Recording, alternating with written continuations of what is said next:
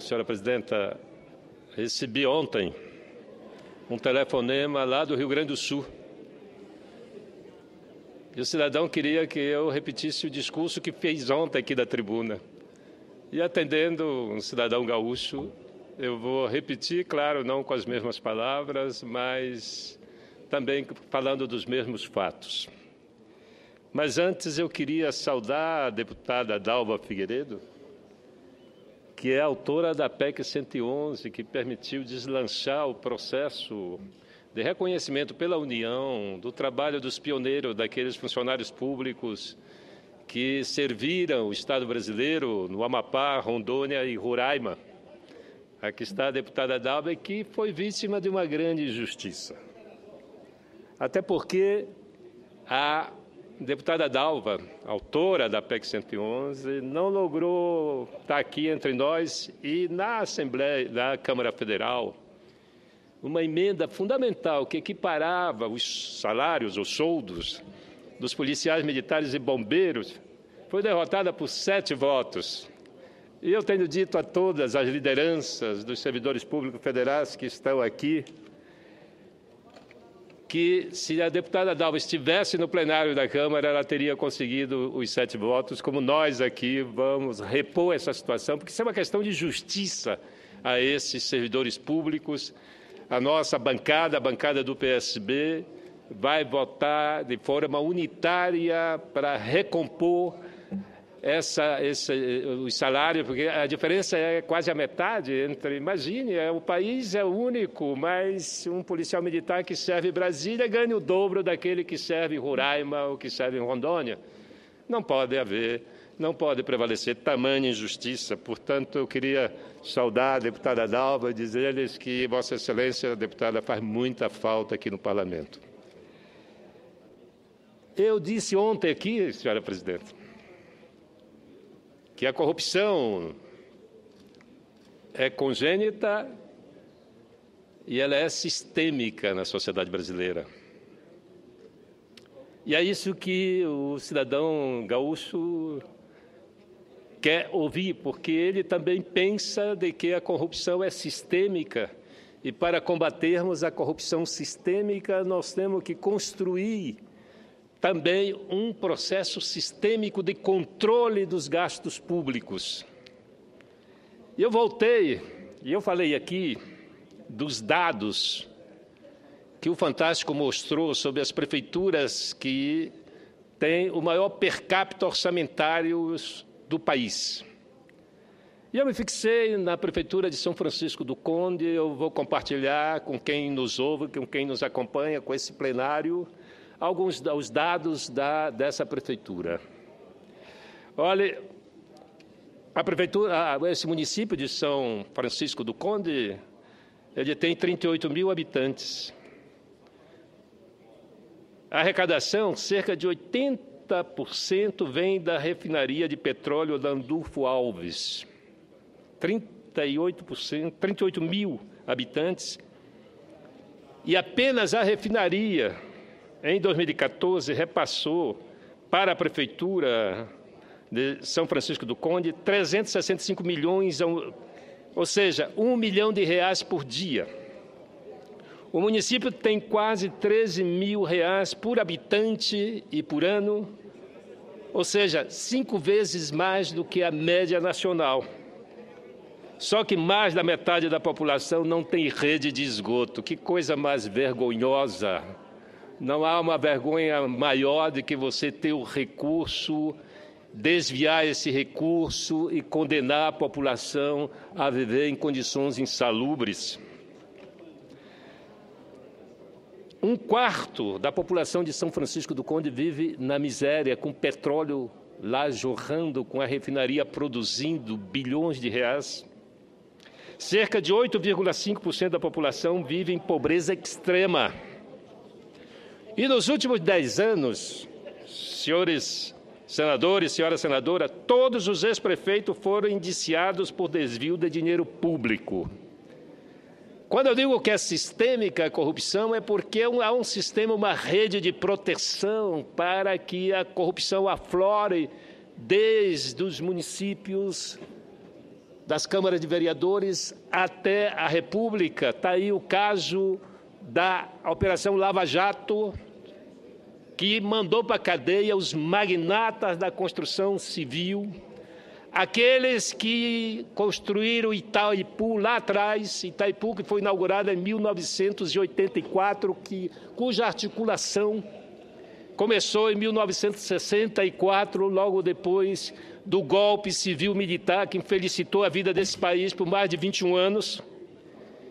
Essa hidroelétrica, que foi orçada inicialmente em R$1 bilhão 300 milhões de reais, terminou custando 13 bilhões de reais, o que mostra que a corrupção vem de longas datas e ela é um sistema institucionalizado no país.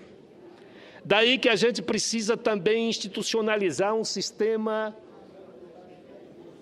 de acompanhamento, de controle da corrupção. Nós temos que ter um sistema de controle da corrupção e esse sistema não dá mais para a gente acreditar nas instituições brasileiras.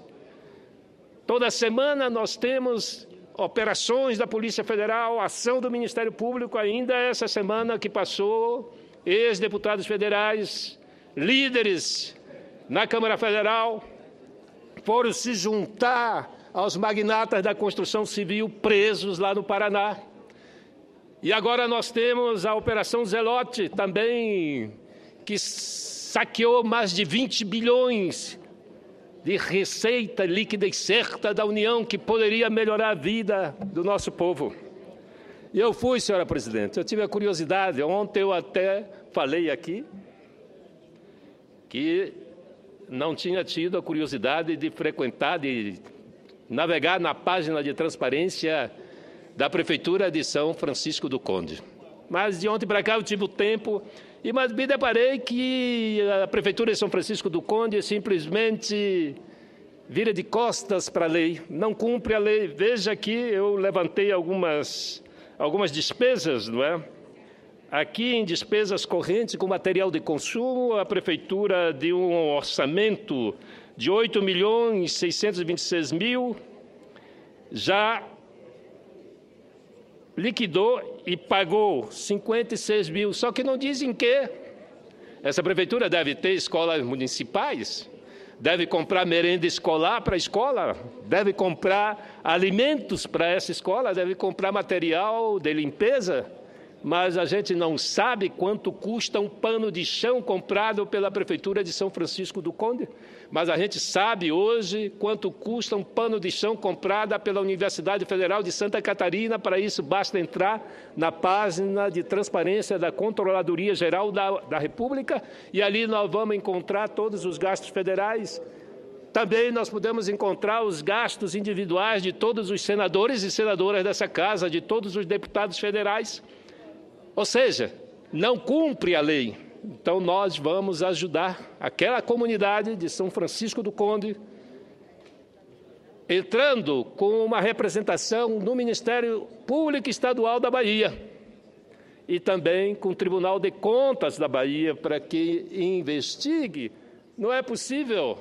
Imagine, o município com a maior receita per capita do país condena a sua população a viver sem água tratada e sem esgoto sanitário. Senhor presidente, eu tenho a impressão que o meu tempo é de 20 minutos. Não? Já mudou? Nos dias de sessão deliberativa, senador, são 10 minutos. 10 minutos. Vossa Excelência já... mas... Então, eu vou pedir 2 minutos aqui, só para dar mais um dado. Está o orçamento da Prefeitura, mas não está o detalhamento. Então, ninguém tem condição de adivinhar. A lei obriga, a lei é clara, estabelece com clareza que todas as despesas públicas têm que ser expostas. Essa lei existe e eu apelo aqui aos meios de comunicação do meu país para que ajude a divulgar a imprensa, ajude a divulgar que existe essa lei. E uma vez divulgada que existe essa lei, as pessoas possam acompanhar os gastos de suas prefeituras, dos governos estaduais, das assembleias legislativas, do governo federal, enfim. Eu não sei se a senhora me permite, o senador... Senador Gladson Cameli, do Acre, da cabeceira do Rio. Eu vou ser muito breve. Só queria me associar ao Estado de Roraima, ao Estado do Amapá, um pedido do meu nobre senador Davi Alcolumbre, sobre a PEC que vai tramitar nesta casa aqui, a MP, perdoe-me, que é dos ex-territórios. Então, senadora Ana Amélia, eu não sou o líder do nosso partido aqui no Senado Federal, mas eu quero pedir ao nosso líder que apoie eu como nortista, eu como amazônida, e eu defendo que aprove esta MP dos ex-territórios que vai ser votada aqui nesta casa hoje. Então, eu quero convidar a todos os parlamentares que vamos dar uma força para os estados, os ex-territórios da Amazônia. Senador Cameli, em nome das lideranças do meu estado, da liderança dos ex-servidores dos ex-territórios, aliás, dos servidores dos ex-territórios, quero agradecer a sua manifestação de voto. E é importante que a gente reponha essa situação de profunda injustiça que vivem esses servidores que são fiéis ao Estado que serve. Portanto, senhora presidente, eu espero ter atendido lá o seu conterrâneo gaúcho, repetindo de que a lei complementar 131, coloque no seu computador, lei complementar 131 de 2009/2009.